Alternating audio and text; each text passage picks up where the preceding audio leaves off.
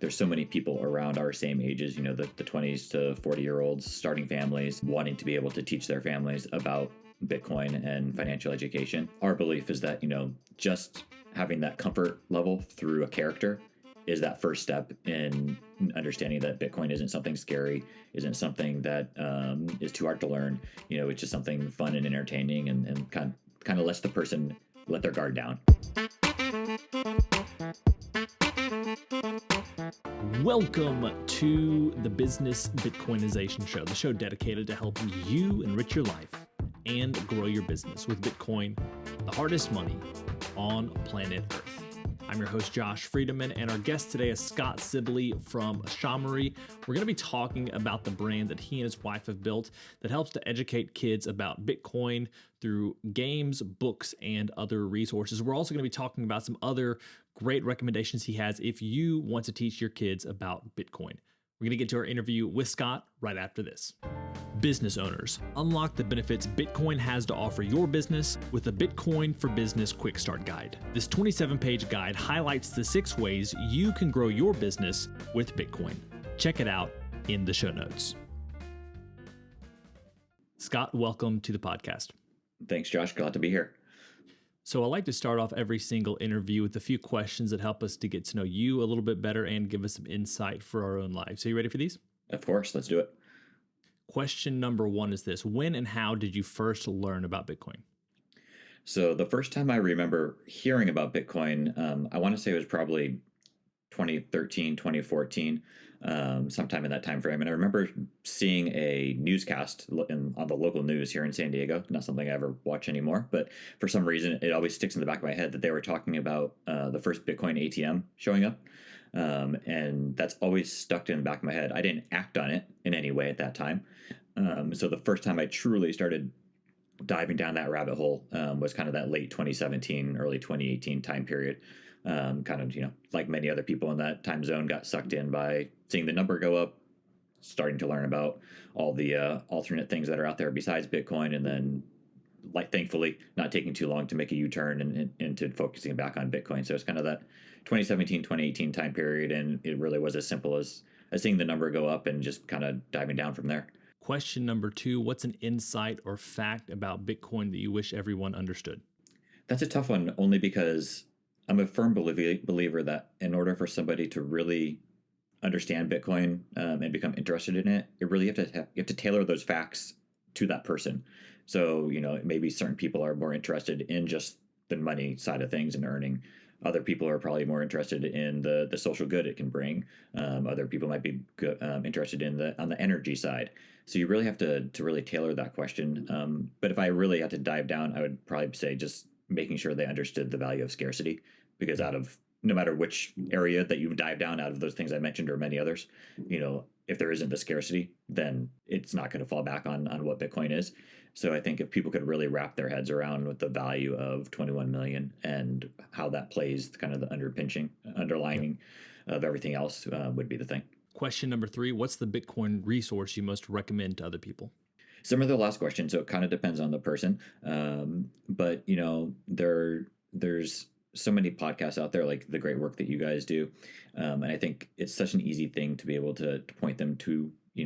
People walk around with AirPods in their ears all the time, whether they're shopping, grocery store, doing work. And so for me, it wouldn't be a particular podcast, but it would just be knowing the person and pointing them towards the type of that audio content that they would be more interested in, to try to start getting them down in that casual way. Question number 4, beyond Bitcoin, what's a resource, tool, or idea that's been helpful to you or your work at SHAmory recently? The value of community, and we see it all the time, whether it's at in-person events, being able to get together with people like in Nashville a few weeks ago, seeing you and so many other people, or just continuing those conversations after the fact. I'm part of a small group of kind of individual Bitcoin companies that kind of talk every couple of weeks, kind of learn from each other, support each other. And so just being able to leverage the fact that we're all in it together. None of us are, we're not the Googles, we're not the Apples, we're not the Coinbases. We don't have that budget to be able to do crazy things. But if we can kind of band together, bring that awareness around all of us, then we're all going to benefit, especially as more eyeballs come into the network. Now we have our final, what we call our arbitrary but insightful question, and it's this: as a general life principle, is it better to ask why or why not? I would probably say why not, um, because if you're asking why not, you're questioning some sort of a question that you got an answer that you don't agree with or understand in some way. And so, whether it's because of your lack of knowledge or the other person's lack of knowledge, that would be kind of the determining factor if you kind of take that next step to understand the why not in it. So, Scott, we're here today to talk about SHAmory. We have listeners have heard from you on the show in the past briefly. Just a few weeks ago, I played some of the one-on-one interviews I got while in Nashville, and you were one of those. Even before that, they might have heard you on one of the small business spotlights we did with Oshi, probably like a year and a half ago or something like that. But this is the first time that we're actually having this one-on-one conversation on the podcast. I think people, at least some people, will already know about SHAmory, but for those who aren't familiar, could you share a little bit about who you guys are and what you're doing? Yep, of course, no, and happy to be back, kind of somewhat for the third time, but also for the first time. Yeah, so SHAmory was started by my wife and I. We started thinking of the idea back in 2018 or so, back when we were pregnant with our first daughter, who is now 5. And so the concept was there wasn't much out there, or really anything for the most part, to be able to teach kids about Bitcoin and financial education and everything surrounding it. And so we decided, you know what, let's start creating things ourselves. And that's where the idea for just the concept in general came from. What turned out from that was our first product, which is our card game, which is kind of our flagship right there. And so from there, completely honestly, when we started doing that, we thought it would just be a fun side thing to do together, and who knows where it would go. But then, as many people in the community know, like there's so many people around our same ages, the 20s to 40-year-olds starting families, wanting to be able to teach their families about Bitcoin and financial education. So we saw the need for the market based on that first product, and so since then, being able to just kind of continue down that path, creating fun educational ways for families to teach their kids about Bitcoin through our card game. We have 3 books now, and everything we do is done using fun characters. You see this happens to be Satoshi. And so using these characters as kind of the fun entryway for kids and adults, that's not just kids who like characters. And our belief is that, just having that comfort level through a character is that first step in understanding that Bitcoin isn't something scary, isn't something that is too hard to learn. It's just something fun and entertaining, and kind of lets the person let their guard down in our minds. So, speaking of the Satoshi character, I'm curious to know a little bit more about how the design process goes for something like this. Do you just kind of have someone who throws out a couple possibilities, you see what seems to fit, or I guess is there thought that goes into it when you're designing something for kids? Usually there's a lot more thought than people think going into the creation of books and games and things like that. But for the characters in particular, like, is there anything behind that, or is it just, hey, let's create something that looks kind of interesting and fun for kids to play with? It's funny. So when we started creating the game, as I know from playing it, so each of the cards has one of the characters on it, and that's a key component in the matching that goes on. And it's all about mining the blockchain. But when the first versions of the game had no characters on it, and the actual content that was on the cards, instead of being images, were numerical values of things that were from those block heights. And we test played it with some of our poor family members having to sit through those awful games. And not surprisingly, it's too hard for our brains to really remember numbers without images and that sort of thing. And so that's when we reverse engineered it and said, okay, there's a reason why games like Memory are so popular and use images in the way they do. And so that was kind of the baseline for where they all came from. And then we knew we wanted it to be really bright, eye-catching, and we kind of really scoured the internet, if you will, for examples of similar styles that we liked. And then we had found an artist through one of the gig economy online workshops or platforms that had a style that we liked, and she had created not characters like we developed, but other items that kind of fit that mold. And so we worked with her to create, I think it's the 14 characters that we have, and kind of went back and forth, and they kind of live on, whatever, 5 years later or whatever it is. Crazy to say. I guess one of the other things about the game in particular is that I forget the exact terminology, so correct me if I'm wrong, but STEM certified or something like that. What does that mean? and maybe what are like the implications for going beyond a Bitcoiner crowd to introducing this as a interesting STEM focused educational game for students, kids, etc. Yeah, so STEM, for those that don't know, stands for science, technology, engineering, and math. You might also hear the acronym STEAM, which throws an A in there for arts.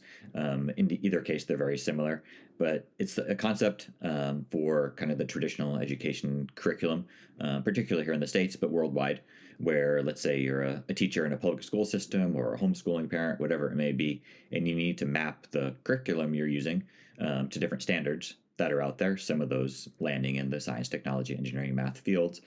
And so both our game and all three of our books have all been certified to be able to say, hey, if you're using this in your classroom, if you're using this with your students, your homeschool academy, your after school program, whatever it may be, there's a way for you to map this back to the learning that's going on. And that's important in and of itself.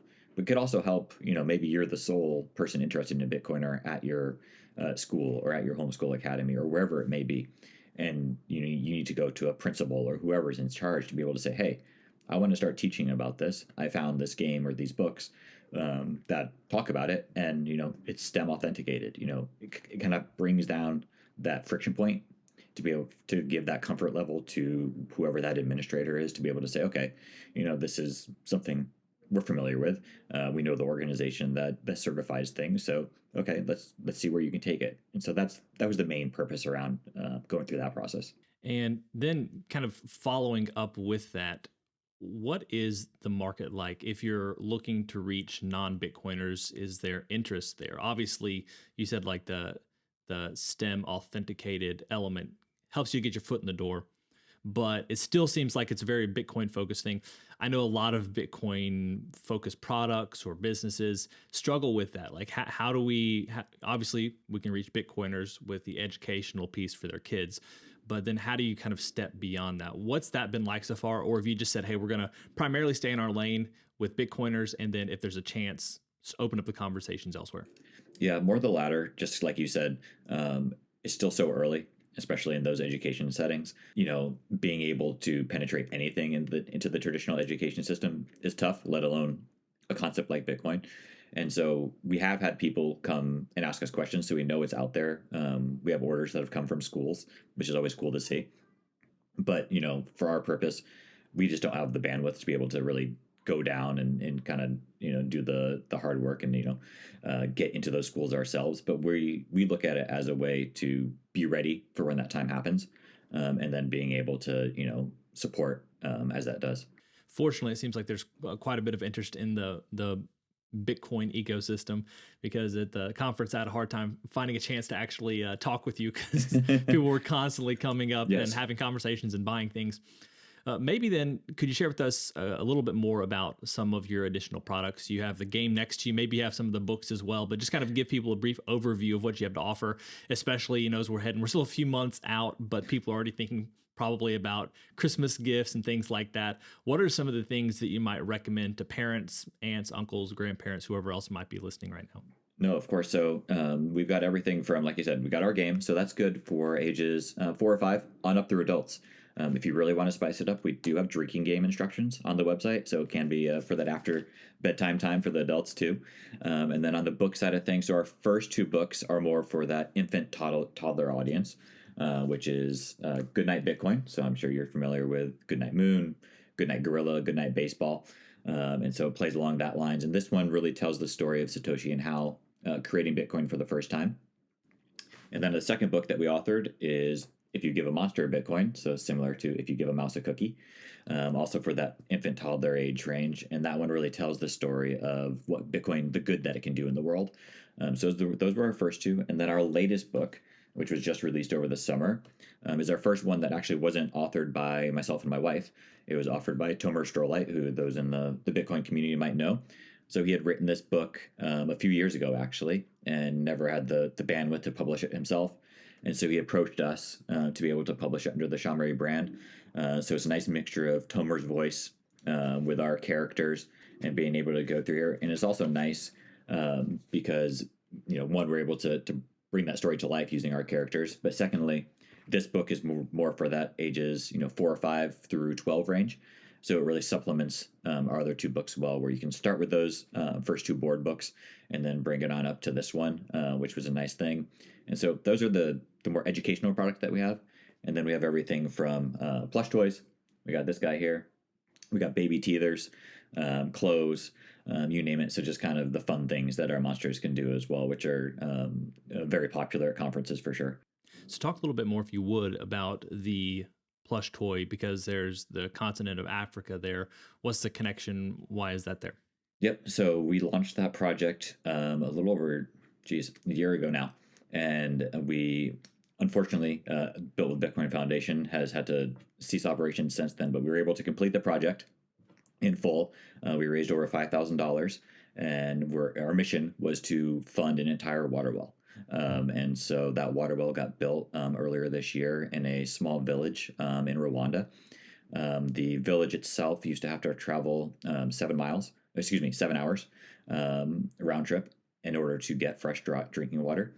There's about 12 or 1,300 people who live in this village.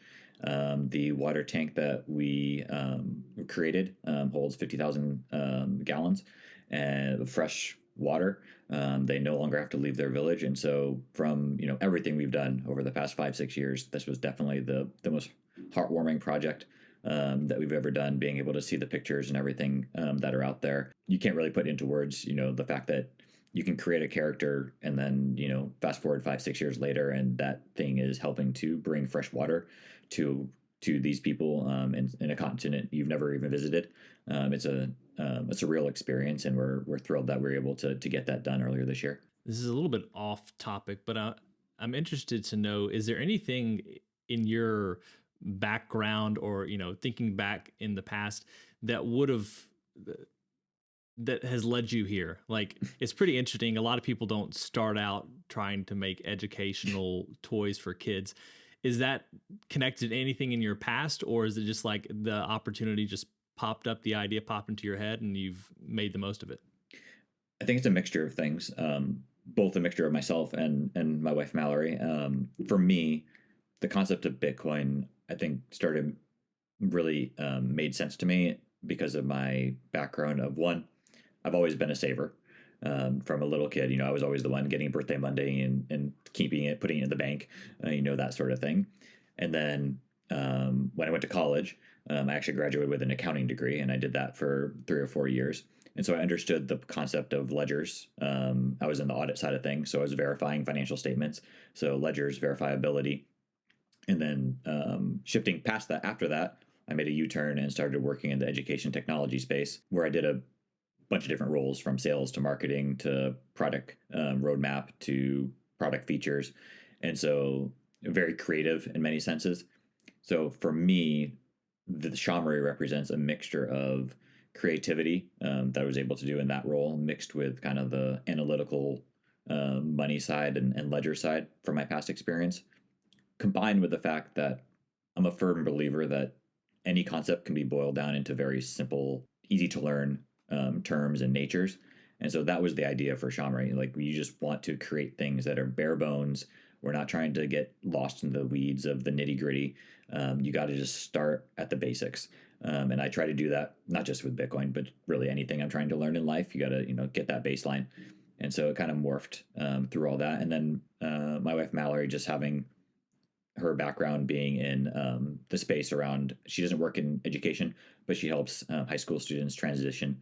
They're disabled high school students transition to the workforce or college or certification, whatever the next step may be. Combine the fact that we now have 2 kids, so being able to see what interests those kids on a day-to-day basis, kind of, you got your own test audience in your house. So people are somewhat familiar now with the SHAmory line of toys and accessories. I'm guessing you probably have a better idea than most about the other businesses, opportunities, resources for kids that would help them to understand Bitcoin. What are some of the other things that you've seen that you think are really effective, or just other people who are doing some interesting things to educate kids? Yep. So there's definitely more and more popping up, especially over the past, I'd say, 12 to 18 months. We've definitely seen more people in this space starting to creating things, whether it's more games, more books, more video content, which is awesome to see. So I can give a few shout outs. So there's Scott and Tally at Free Market Kids. So they have an awesome game line called Hodl Up, which is kind of more for that 12 to above audience, but it's a really fun game that's out there. You got the guys at Bitcoin Trading Cards that are really educating through their trading cards, which is a really awesome concept. Being able to kind of bring it visually through life, have something to feel and hold. Really going back to what we did with SHAmory, like people ask us all the time, can you digitize your books or digitize your game? Sure, you can, but part of the purpose behind the way we created things was to bring that sense of real and physical to a digital world, combined with the fact that as families you want to be together. So similar to what Scott's done, Scott and Tally, and what Aladdin's done at Bitcoin Trading Cards, they're physical things that are out there. And everything from even Steven at Bitcoin Cartoons, he's releasing his own game, but he's also creating these cartoons on a daily, weekly basis that are out there on Twitter for people to see and to learn from, which is just imagery that's out there. There's also a bunch of, I guess I would classify them somewhat as aggregator type Twitter accounts or websites where they're taking the content from SHAmory or from these other games or books, and writing articles about it and making other parents aware of it. And so just the more eyeballs and people that are out there that can start doing this stuff is going to be better. There's so many Bitcoin kids that are out there, more and more every conference. They're walking around. I know you guys saw them. There's a whole kid zone this year at the conference that we were able to help do, and that was at the first conference that happened. So it's only going to grow from here.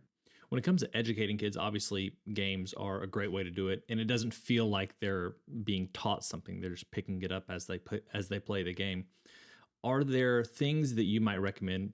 I guess it'd be helpful to clue the audience in before the conversation. We were talking about educating, some homeschool opportunities and things like that. Are there things that you would recommend to parents to help to teach kids either about Bitcoin or the concepts that kind of undergird Bitcoin, hard money, just understanding money at all? Like, what would you recommend from your experience so far, or from what you've seen other people do that parents could incorporate as they want to educate their own kids? Yeah, I think number one, whether it's Bitcoin or not, like we were talking about, start as early as possible. Don't be afraid to start teaching your kids math and how to read and how to write, because that's gonna be the baseline for everything, Bitcoin or otherwise. And then from there, the thing that I guess we're kind of in a unique situation, given that we are creating something in the Bitcoin space. So our daughters, one is 5 and the other was 7 months, so she doesn't have an idea yet. But our 5-year-old, she's been going to conferences with us for the past year and a half. She sells bracelets, necklaces, and keychains at our booth for donation. She has people scan her Bitcoin wallet. She understands, that's hers. She sees, she can see the things splash on the screen that is going there. And I think in her case, the biggest thing that has helped her is, one, feeling like she's involved in everything. And like I said, that's a unique thing to us. So you may not be creating something in Bitcoin, but secondarily, things you can do is, if you're doing allowance with your kids, ask them if they want all or part of it in Bitcoin. Set them up with a wallet. It could be a Lightning wallet that's custodial. It doesn't have to be anything fancy. Just start sending them sats, or let them do a test transaction. Be like, oh yeah, scan this here, press this button. Let them see and feel it, because quite honestly, they're going to be the ones that are native to all this. They're not going to have to unlearn everything that a 30, 40, 50, 60, 70-year-old is having to unlearn today. They're going to find it wild that you'd have to wait 2 to 5 days for your money to actually show up somewhere when you're sending it through a bank. And so just start young, let them play around with it.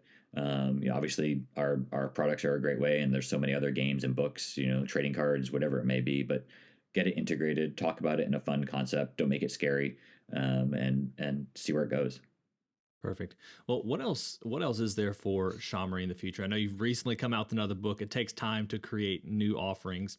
Do you guys have a vision for where you want to take things that you can share? I know obviously at some point development is going to be kind of behind closed doors, but what's next? How do you see the future for SHAmory? Yeah, so like you said, the last book just came out about a month or two ago, and that does take a lot of work. So I don't know exactly what the next product will be, but our mission will all be to just kind of continue expanding the line in various ways. I think we'll probably try to start closing once again, kind of that gap now that you might sense a theme here. We're kind of growing with our kids. So the younger one, we got stuff to tailor to her since that was already created the first time around. But now that Charlotte's getting older, being able to kind of use her as a tester for new things, whether it's books or games or other products that are out there. And, I don't know what that will be just yet, completely honest, just because we haven't taken that step yet. But we'll keep finding new fun ways for kids and families to learn together. Well, any final thoughts before we finish up the episode, as well as places that people can go if they want to explore more of what you have to offer? No, so obviously our website, SHAmory.com. You can find everything there. We're most active on social media on Twitter or X, so that's at @PlayShAmory. But that's that same handle on all the other mediums, so whether it's Instagram, Facebook, LinkedIn, YouTube. And so find us there. Our DMs are open, so we're always looking for feedback, questions, communications. You'll get a hold of us in one way or another. So we're out there, and we look forward to seeing people at different events, conferences, whether it's here in the States or being able to send our product around the world. Great. Well, Scott, thank you so much for your time today. It's been a pleasure. Thanks, Josh. Well, friends, it's a wrap. Thanks so much for listening to this episode of the Business Bitcoinization Show. If you want to reach out to either me or Scott, you can find those links down in the show notes. And next time you're looking to buy a gift for a kid in your life, remember SHAmory. As always, keep building, keep growing, and until next time, keep living and leading well.